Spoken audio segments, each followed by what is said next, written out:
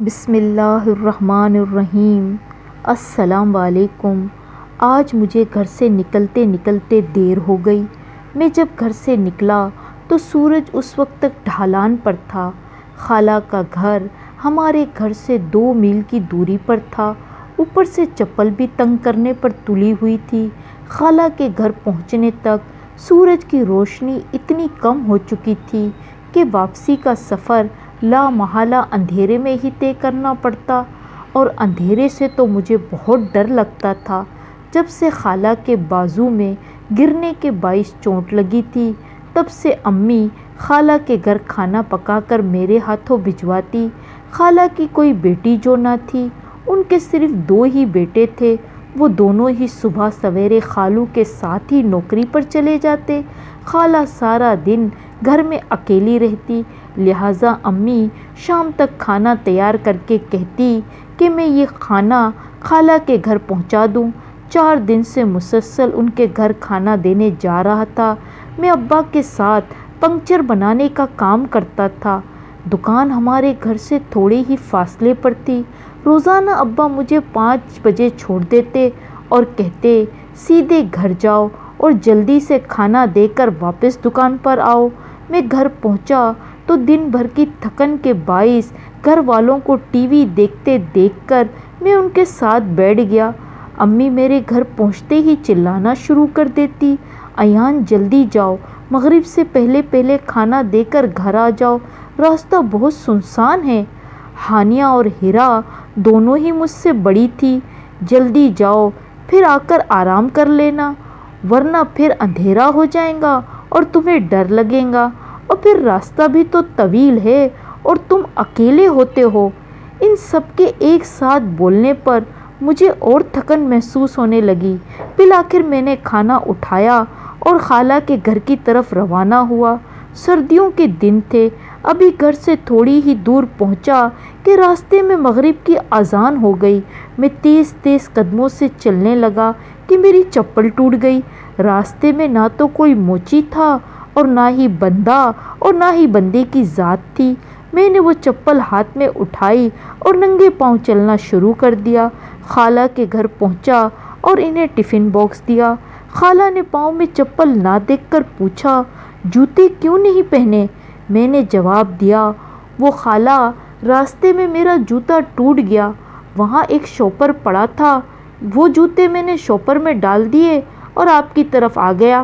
خالہ نے بڑی افسردگی سے کہا۔ پھر خالہ کہنے لگی فیصل اور علی کے جوتے تو تمہیں آئیں گے نہیں، ورنہ میں تمہیں ان کے جوتے دے دیتی، کیونکہ فیصل اور علی بھائی عمر میں مجھ سے بہت بڑے تھے۔ خالہ نے امی کا حال احوال پوچھا، مجھے پانی پلایا۔ کچھ دیر میں خالہ کے گھر بیٹھا، میری سانس بحال ہوئی تو پھر میں نے خالہ سے اجازت لی۔ خالہ اب میں چلتا ہوں، شانی سنبھال کر جانا، بہت اندھیرا ہو چکا ہے، ذرا جلدی آ جاتے تو فکر تو نہ ہوتی۔ نہیں خالہ، آپ میری فکر نہ کریں، میں پہنچ جاؤں گا۔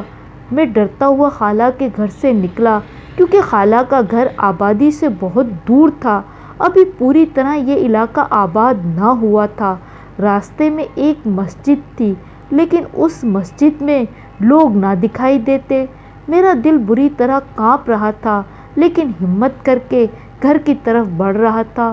اس ویران راستے سے گزر رہا تھا کہ کسی نے مجھے آواز دی، اے بچے، کیا ہوا؟ جوتا ٹوٹ گیا؟ پلٹ کر دیکھا تو ایک موچی بابا مسجد کے باہر بیٹھا تھا۔ 4 روز سے اسی راستے سے میں گزرتا تھا، لیکن وہاں تو کوئی نہ ہوتا۔ میں نے کہا ہاں ٹوٹ گیا، اسی لیے تو بنا چپل کے جا رہا ہوں۔ اس بابا نے کہا لاؤ چپل میں بنا دوں۔ میں نے کہا میرے پاس پیسے نہیں ہیں۔ موچی نے کہا کوئی بات نہیں، پھر کبھی دے دینا۔ میں نے اس کے پاس بیٹھنا مناسب سمجھا، کیونکہ بنا چپل کے چل چل کر میرے پاؤں تھک چکے تھے۔ میں نے اسے اپنی چپل دی اور وہ بنانے لگ گئے۔ بس انہوں نے جوتا ہاتھ میں لیا اور وہ بن گیا۔ میں نے ان کا شکریہ ادا کیا اور جوتا پاؤں میں رکھ کر جانے لگا تو اچانک جیب کی طرف میرا ہاتھ گیا تو 5 روپے کا سکہ ہاتھ میں آ گیا۔ میں نے سوچا موچی بابا کو یہ پیسے میں دے دیتا ہوں، ابھی تو میں پلٹا ہی تھا کہ وہاں تو نہ کوئی موچی تھا نہ ہی اس کا باکس تھا۔ میں گھبرا گیا، اندھیرا بہت تھا۔ اتنے میں آواز آئی، کیا ہوا بیٹا؟ دیکھا تو مؤذن صاحب تھے۔ میں نے کہا، مولوی صاحب یہاں موچی تھا۔ مؤذن کہنے لگا، یہاں تو کبھی کوئی موچی نہیں ہوتا۔ نہیں مؤذن صاحب، وہ ابھی یہیں تھا، میرا جوتا سی کر انہوں نے دیا، بس میں پلٹا تو وہ غائب ہو گئے۔ مؤذن نے کہا، تمہیں اس سے کیا کام ہے؟ میں نے کہا، میری جیب میں 5 روپے نکل آئے، وہ میں اس کی سلائی دینا چاہ رہا تھا۔ مؤذن اندھیرے سے ہلکی سی روشنی کی طرف آئے اور کہا، یہ 5 روپے مجھے دے دو، میں اس موچی کو دے دوں گا۔ میں جب آگے بڑھا تو دیکھا مؤذن تو وہی موچی تھا۔ میں نے زوردار آواز میں کہا، آپ تو موچی بابا ہیں۔ مؤذن صاحب عجیب طریقے سے مسکرائے، ان کے چہرے پر ایک ہولناک دہشت تھی۔ میں گھبرا کر گھر کی طرف بھاگنے لگا، بھاگتے بھاگتے تھک گیا، گہرے سانس لے رہا تھا کہ سامنے گھر نظر آیا۔ میں نے پھر بھاگنا شروع کیا اور گھر میں داخل ہو گیا۔